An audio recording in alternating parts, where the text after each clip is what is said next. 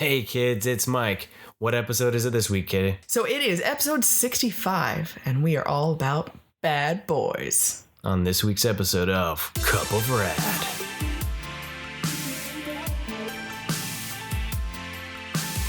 Okay, so we've got coffee tonight. We do. We do have coffee. It's a mutant blend. We are actually, I think, going to be over caffeinated. I don't know, but we'll see what happens. Well, we've already had a couple sodas. So then we're just adding coffee to the mix. Right. So this is a mutant blend that I created. It's old coffee that we had that was terrible. Thou shall not be named. That was me of like, oh, this is on sale. This looks like we haven't tried this. Not a good choice. Now we know. So I blended it with another coffee. So it's a little dark and a little nutty and a little chocolatey. So speaking of that, the other night we had a little bit of a mini party. A friend we hadn't seen for a while came over and we got our drink on. And he brought a horrible gift. He brought something that was absolutely terrible. It was a kettle plum sour.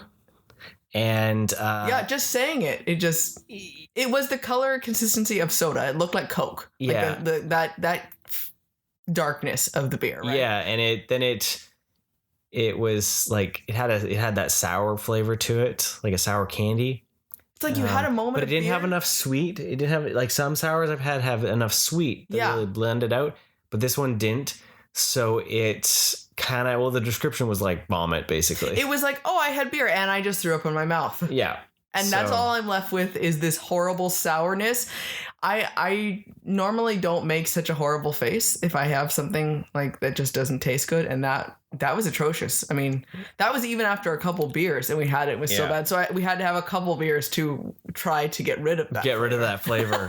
So yeah, that was something. Adventures in weird beer flavor packs. Yeah, right. It was not a pleasant one, but it made the night interesting and exciting. So there's that. I'm going to address just one thing. I know some of you may have seen on social media. I said that we're struggling with our listener base and all that. And that comes from me. Katie is gung-ho to keep it going. So as long as you keep showing your praise to her, she'll probably make sure that I continue to do it. Suck it up, Mike, and deal with it. No, you know what? It's we love all our listeners. Well, yeah. But we had a really huge spike there for a while and we were really gaining momentum. And then we started going down. And it was after we gave our truthful opinion of a couple movies this last summer. Yeah. And I don't know if it was just not the gelling of opinion. Timing or what. But we're going to give a few things a try. We're going to keep our formula the same, I think. Because what's most important about this podcast is that we stick to what we want it to be, that positive atmosphere, right? And that's the most important thing, right? And so if we can still keep that going on and we still have fun and it's still, the reality is we also have very busy lives with things and we want to make sure that it still brings something positive to not only our fans, but ourselves. It has to enrich our lives. Of it all. And if it's difficult to keep it fitting within the confines of our regular life, right? So that's the reality of it, right? So. Yeah. So after looking at analytics and all that, I said some things about possibly looking at shutting down. We were talking about, we have had a little bit of back and forth, but Katie's convinced me that we're gonna continue for a while. See what happens, see what we can do, and the beauty is a radio show. It's free to you.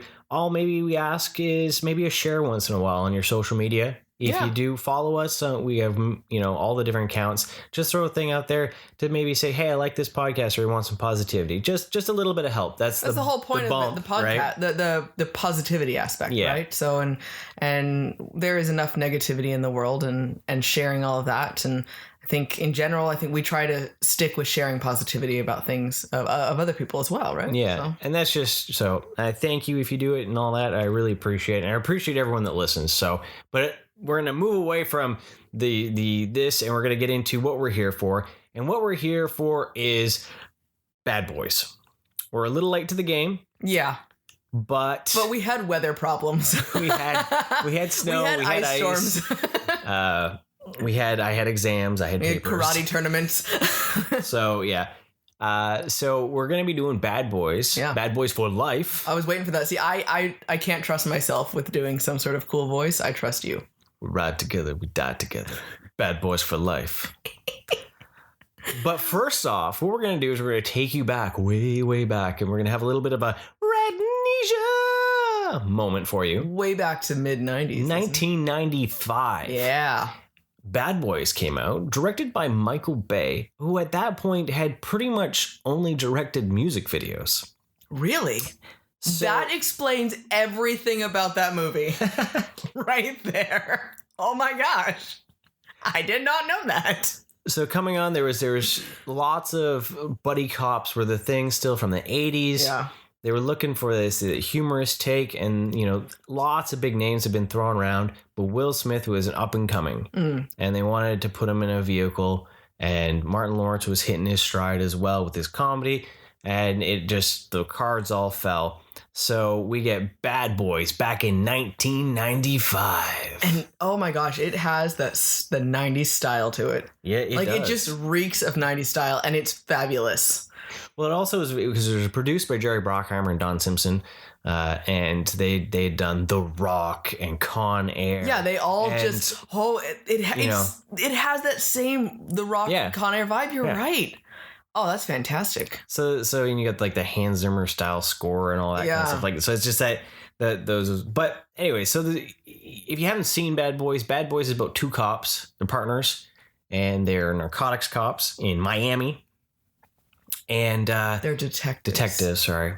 So they get involved with having to protect a witness that is. Well, she witnessed a murder. Yeah. Of someone that was close to one of them, and then they get strung up into that, and in the midst of the bad guys with that, trying to stop the sale bad guys and all that stuff. The slimy dude. Right, so you got Will Smith, who plays Mike Lowry. I'm Mike Lowry.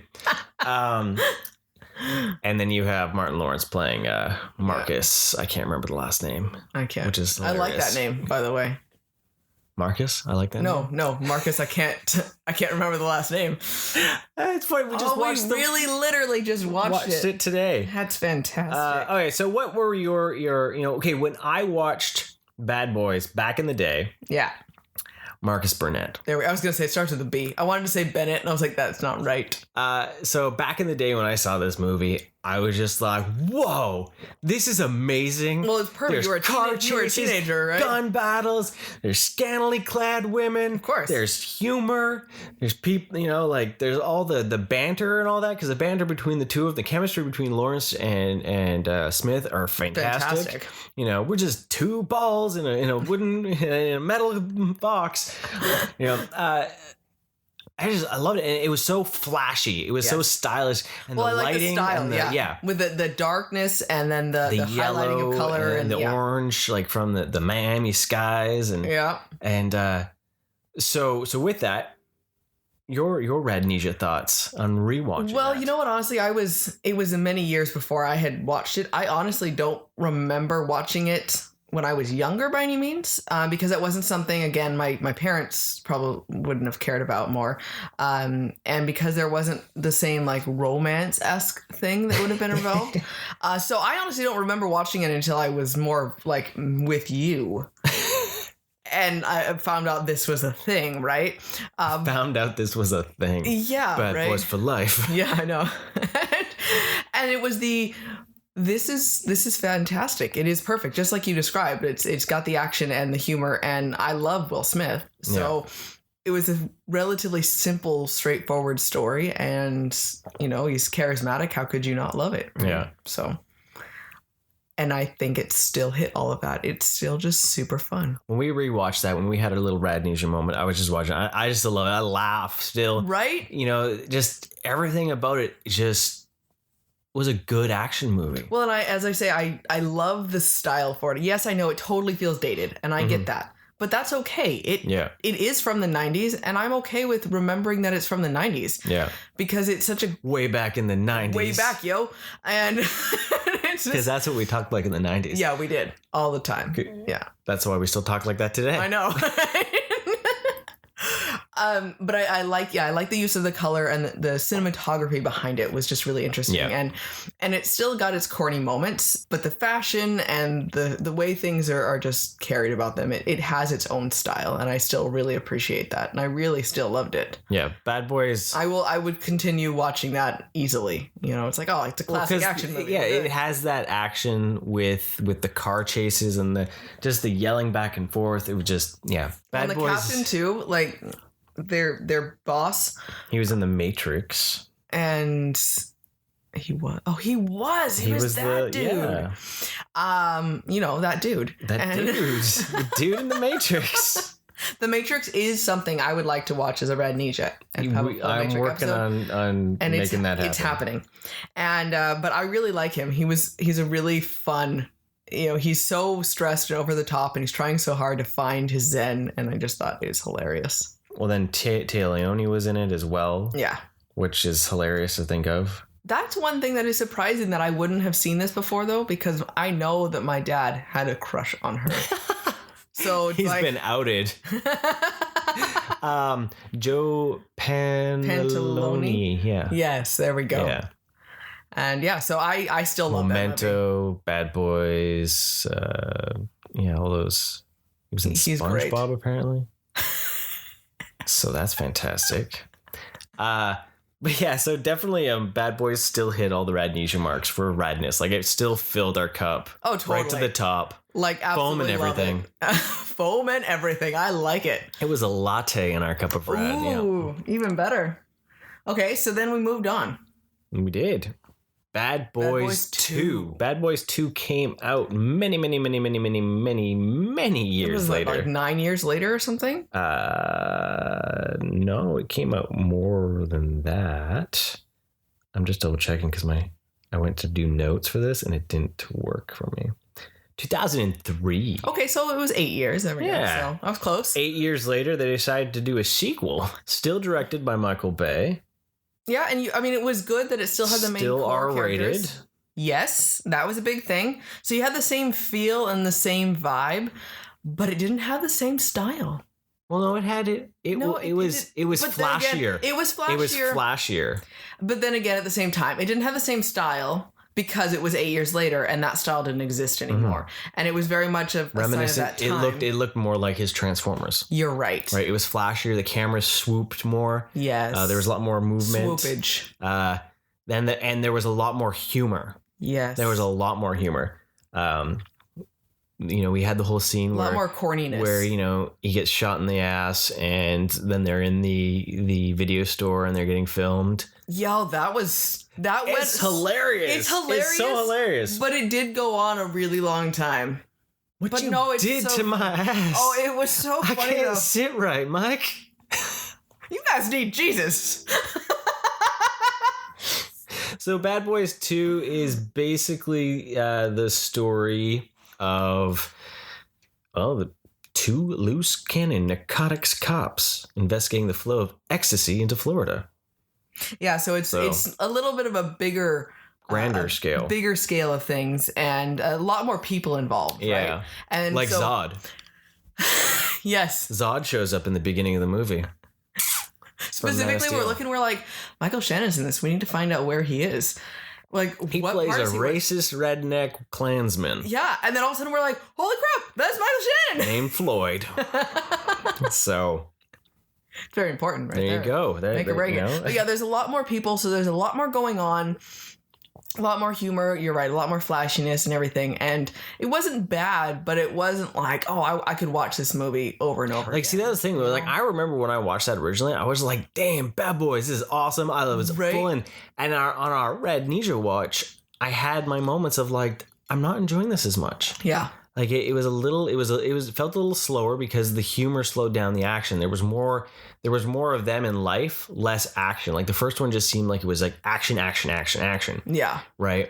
And this one Well, there was more drama, too. Yeah, there was more right? Yeah. Much more dramatic. Yeah, it wasn't so much like they amped all the humor up to 10. Yeah. And then they kind of let some of the other. But then when the action hit, the action got crazy. Like that whole chase scene where bodies are falling out of the thing, right? And they're like running bodies over in their. Like, Oh, yeah. It was so over the top. There was so many moments where, like, seriously, this is what they're doing Right. now?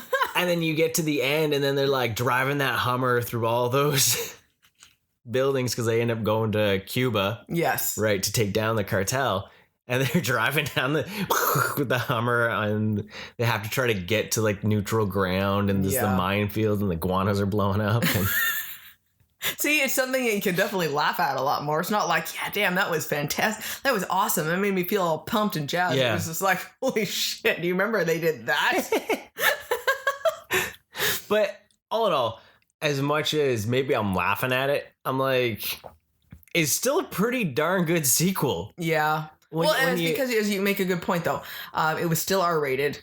It was, and that's a huge thing because nowadays it's difficult for a sequel sometimes to have the same rating, right? They downgrade it because they want to widen get too the audience. greedy and they want to widen the audience. Die Hard, I'm looking at you. Yep. You ended at 3 with a vengeance.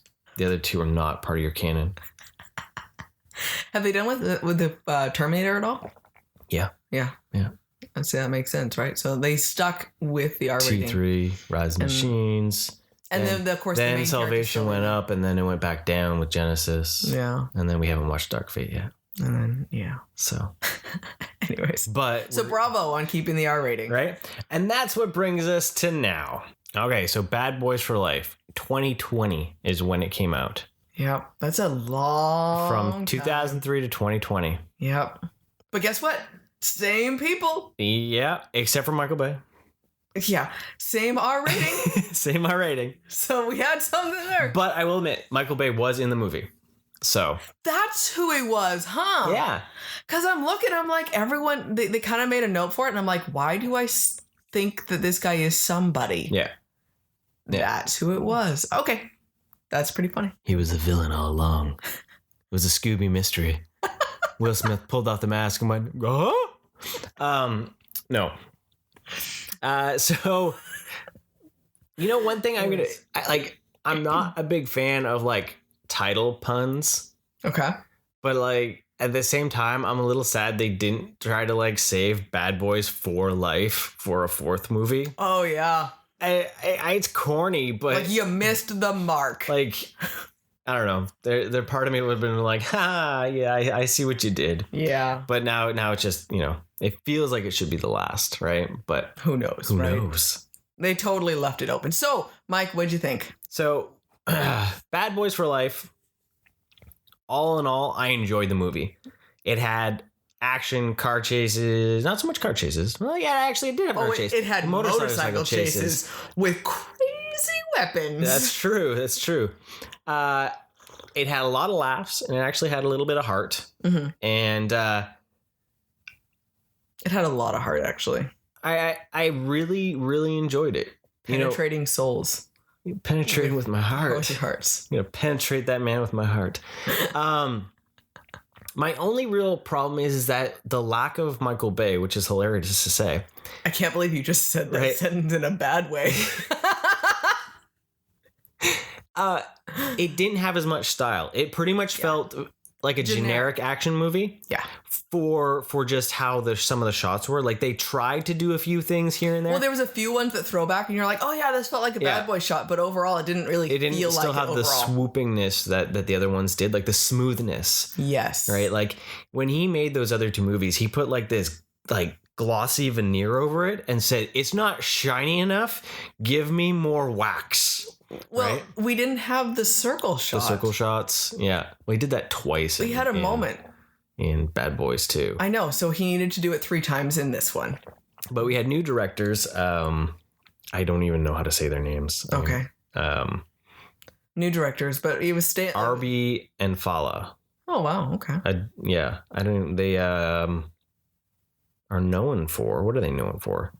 A movie called Black and Gangster. So. But at the end of the day, I think they did a pretty good job. Yeah. So. Well, you know what? I was afraid that it would be a little too much hokiness bringing them back. And there was the old man jokes. Yeah. But they were warranted and they made sense and they actually fitted into the movie rather smoothly. Yeah. And it wasn't that they were, they played it up too much on them. They were just facing reality. The fact they've been cops for 25 years and the fact they were still alive, Right. being narcotics cops for so long, Yeah. was impressive, right? But it really, they still came across as good at their job and good action, and I was impressed by it. What was amazing was to see that they didn't really lose that chemistry that they had in the other movies. Yeah. If anything, it got better, right? Because they opened up. It actually showed a development of their relationship over the time period. If they had actually, been working now for 17 years longer together, that there was even more of a connection. Right. And so it's just interesting to see. So the whole basis of the story then is Marcus wants to retire. Yeah. He's a grandpa. And, he's like, no, I really can't be doing this anymore. And Mike just wants to keep going. And then you find out something deep and dark from a past comes back. Well, yeah. And can we spoils? We're doing spoilers. We're doing spoilers, sure. Okay, so yeah, it's just we're doing spoilers now. So spoilers, not new. Earmuffs for those that don't want to hear spoilers. It's been weeks now. Yeah, if you haven't seen it by now, you're probably gonna wait till it hits. Yeah, but it was interesting because you have this guy that it's a revenge killing of him, taking down this hit list of this old drug cartel, right? This scary woman breaking out of this prison in Mexico, right? And now all of a sudden you have this list of people that they're going to be taking them out. They're all the judges and attorneys and forensic. Yeah, and then Mike, of course, is on that hit list as the cop that found him. And you don't know why, you don't know what was going on, and they can't figure it out. It goes a really long time, and they can't find the connection because there's a lot of cases where they're were all connected together, right? And so it was interesting because it had Mike wrestling with his own demons of revenge and not being able to let go of the job when he needed to, and not being able to trust that other people could still do the job. Mm-hmm. And there was a lot of depth to it, which was nice, and a decent amount of drama. Yeah. And it didn't get too caught up on that. It still had its comedy, but it still had its heart. It still had its action. It had a really good blend of everything. Right? Yeah. And one thing I did like about it where, some movies where they try to do a bit of that torch movie where it's like introduction of new characters that maybe will take the franchise on, like Expendables 3, where they put everyone else on the back burner and then they had everyone else like stand out. Bad Boys for Life didn't do that. They introduced new characters that were kind of like the youngins, and they stayed more in the background, supporting characters. They helped the main characters grow. Yeah, and they weren't so annoying to the point where you were just like waiting for them to die. You cared that they didn't die. Yeah, and none of them at any point overshadowed anything that Smith or Lawrence did. And it was just nice to see, that it was a weird moment of like, wow, they actually did this well, that if any of these characters were to maybe continue on the franchise, you could see it happening, but you still need some time to rough out the edges a bit. Yeah. But it never was like, as I said, like Expendables 3, where they totally jumped the shark and you didn't care about any of those characters. Yes. Right? So I give them kudos for that. Even the dude that is in Riverdale that plays Reggie, that he was in this. Well, and he was the only one that had the bit of the rough with Mike. But he's pretty much, he's Mike, right? Yeah, exactly. And so he had the back and forth with the old man type thing. Yeah. But it ended pretty quickly. Yeah. And it felt natural to the story progression as well. It wasn't like forced, like, okay, I guess, all of a sudden we're okay now or anything like that. Yeah. And so it was nice. It wasn't obnoxious about it, right? Yeah. So, in all, I was really impressed with it. And there's a teaser for a fourth Bad Boys movie. Okay. Yeah, definitely. Right? In there, because in the end credits, they do a little end credits kind of mid credits or whatever you want to say. Scene where they introduce the possibility of something else going on, or something future, else right? happening. Yeah. So, well, because with that, then Mike is still going on, and Marcus is back because he's, because Mike had told him, I thought it was funny, you're going to retire and Teresa's just going to not want you around the house because you're just going to be in the way and breaking stuff. Yeah. And he is in the way and breaking stuff. Yep. So that concept that he went back out there, right? He still had more to do. And now, if anything, it's that idea where he has even more to fight for. Yeah. So maybe he'll be even better detective, right? And so I like that it wasn't totally dead. you could still keep going, but it wasn't super corny about it by any means. Yeah. So. Definitely Lawrence was there for the humor. He had most of the humor compared Yes. to Smith, especially when you find out later in the movie, his reaction to what happens with the cartel from the cartel, I thought that. You had sex with a witch and you didn't wrap it with a condom. You double wrap that. She's a bruja. Yeah, that was funny with the sneaking on the plane for that too. It's just like how much he's talking about stuff. Like I can't imagine overhearing that conversation. Right? Like what the heck?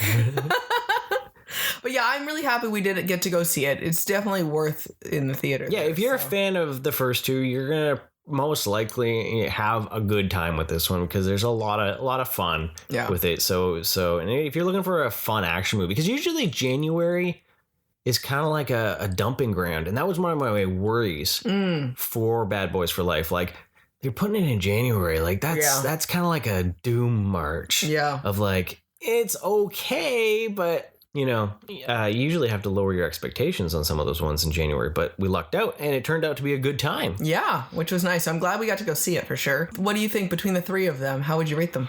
I still like the first one the most. Yeah. It's probably because it's still just fresh in my head, but I think Bad Boys for Life I enjoyed a little bit more than Bad Boys 2. Mm-hmm. Only because after a rewatch, like I found myself a little bit more bored with Bad Boys 2 because of some of the extendedness to some of the action scenes that went on a little too long. Yeah. So I that's probably how I'd rate them. 1, 3, 2. I agree. Even this one, the third one did have a little bit where it felt a little long on some things. I think the first one had a better pacing and just because it was a simpler story. Yeah. And you didn't change scenes. You didn't go traveling of any sort too, and that's a big thing. Yeah. And I think that's what slowed down the second one is the huge jump.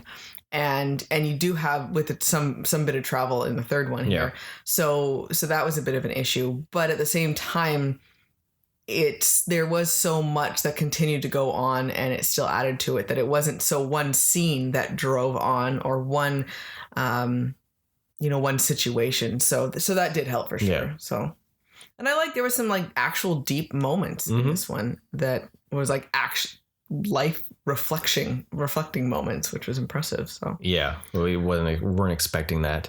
One thing I gotta say though was like I gotta look it up, but like it feels like Martin Lawrence may have got like a stroke or something at one point because like his eye was all twitchy and his like all squinty and all that, and so I'm gonna have to do some research on that. Well, he did kind of disappear, so I don't know, maybe that was the case. Maybe some health issues there, but it was a little weird because like his left eye was like squinting like half the movie, like closed, which was a little distracting in a couple scenes.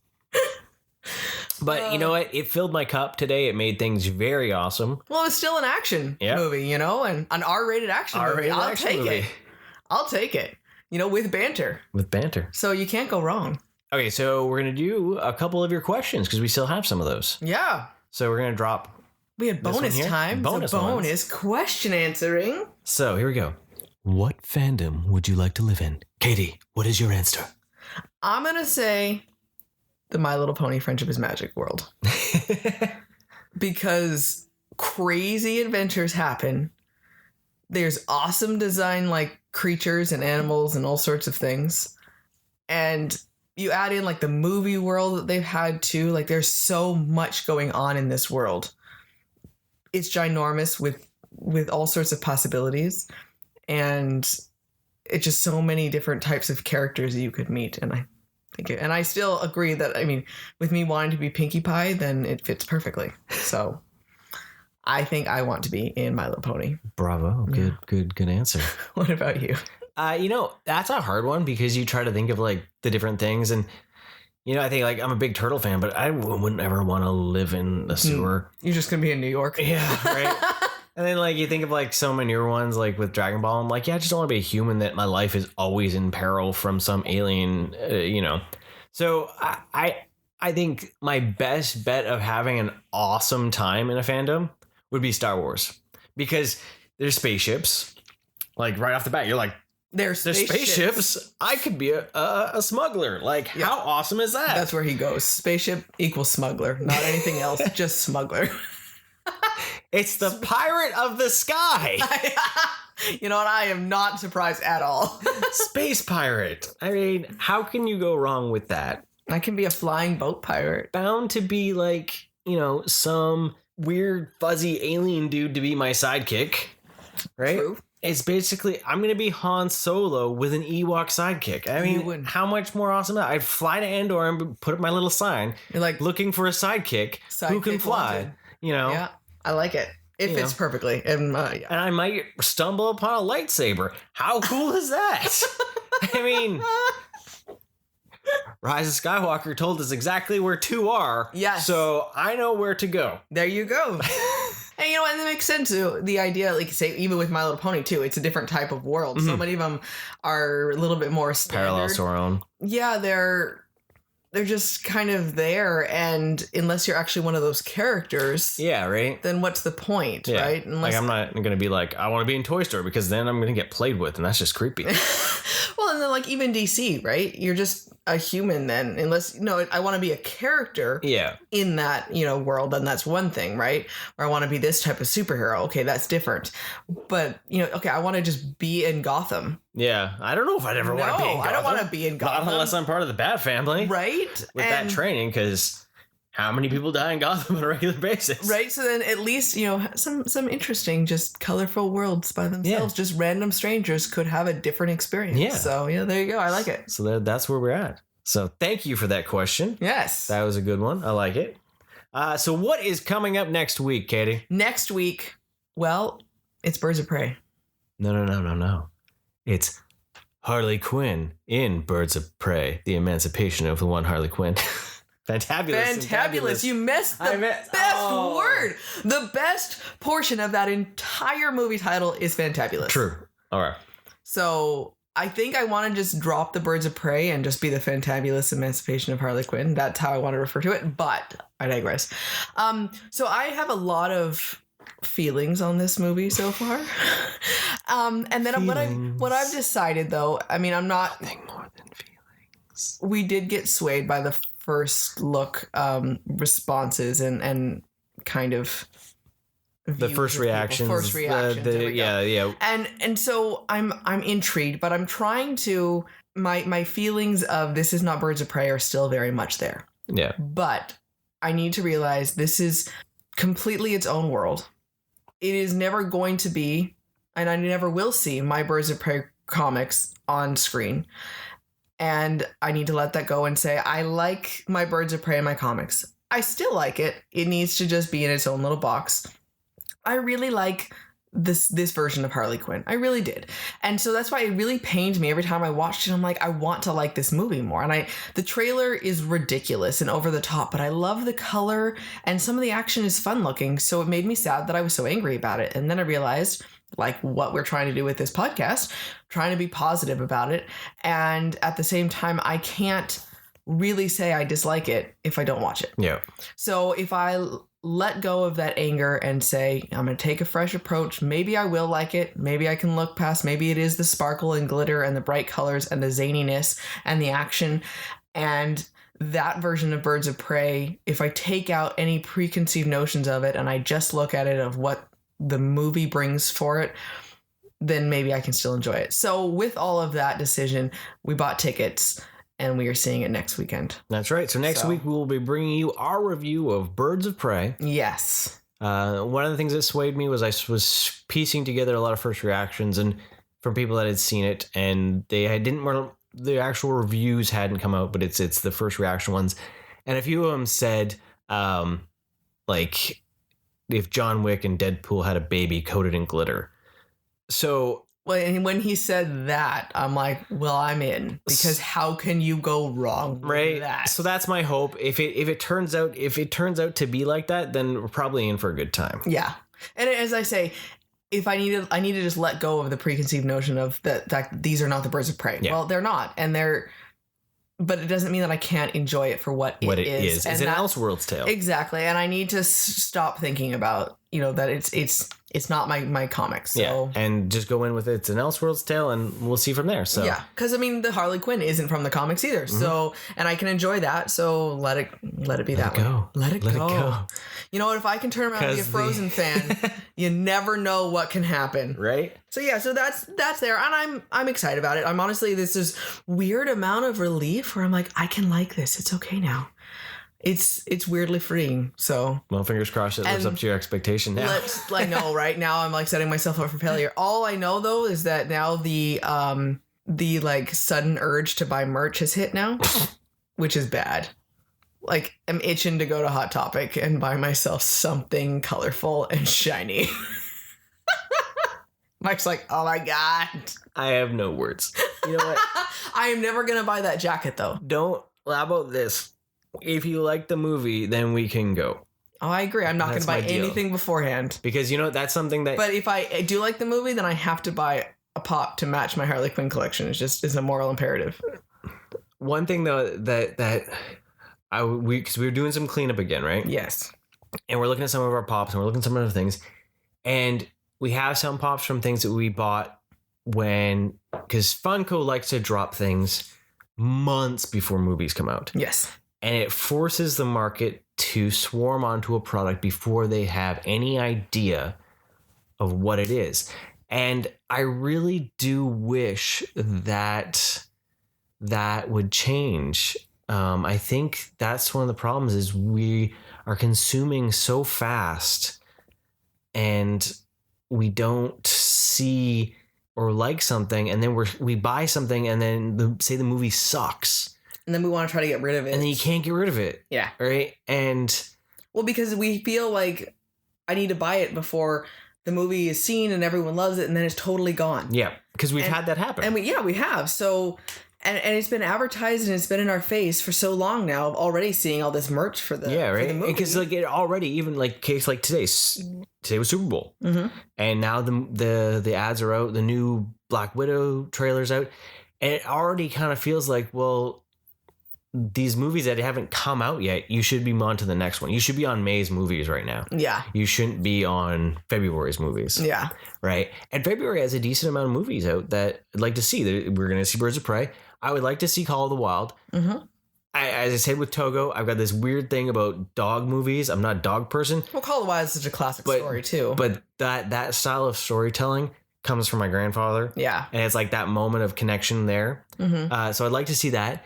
We have The Invisible Man coming out this month. Mm-hmm. And it's Lennon Will, the guy that did co-wrote Saw and Insidious. And he did... I can't remember what it was, but it was an action movie last year, a reboot or something, where the guy got cybernetic implants and he was like talking. It was like basically Venom. Oh, okay, yeah. The better version of Venom. Oh, yeah, that one. Now I got to look it up. But yeah, there's so many movies that are coming up and it's exciting. You know, we're walking to the theater. It had been a while since we'd actually been. And yeah, we need to go more often. Like we do really still love this. And trying to make sure we can see some of these movies and take advantage of it for the ones that really stand out. I know one thing you are wanting to try to go see is the My Hero Academia movie that comes out. Upgrade. I'm going to just throw that in before Upgrade. He made Upgrade, wrote and directed that one. And that was a fantastic you really like that movie. Like if you haven't seen Upgrade, find it. Like stop now and go watch it. It's violent, but it's amazing. But My Hero Academia. Yeah, so I know that's one thing we're trying to find. It is playing at least within an hour from us, so we can try to go see it. Well, me and Kiddo started watching the sub. Yeah. And we're halfway through season 2. I'm caught up in reading. Yeah. And he's only up to like volume 8. And then we're in season 2 of the sub. So when they had the movie coming out, I was like, that's exciting. We should try to go see that. So yeah, there's a lot going on right now. So, and then we got Fan Expo. And Fan Expos, so we can't stop. We have so many fun things to talk about. Don't stop stopping. Don't stop. Don't. Next month, there's tons of stuff next month too. You got Mulan, The Quiet Place 2. So when does that Disney movie come out? Onward one. March. That's what I thought. That's our birthday movie. Yes, it is. That's what our I thought. birthday movie. Okay. There we go. See? So. Okay. Well, apparently in this podcast, you've convinced me to go for another couple months. At least we have that. Well, just clap if you believe. Clap. Clap. Clap. And if you're thinking about Hook right now, I love you. Oh, that's fantastic. Okay. Well, Mike, I think it's time to go. All right. Well, you know what? Thank you for listening as always, and stay rad. Thanks everyone for joining us and have a wonderful day. Thank you for listening. Want more rad content? Follow us on Facebook, Instagram, and Twitter. And don't forget to subscribe, rate us, and leave us a review. And remember, be excellent to each other and party on, dudes!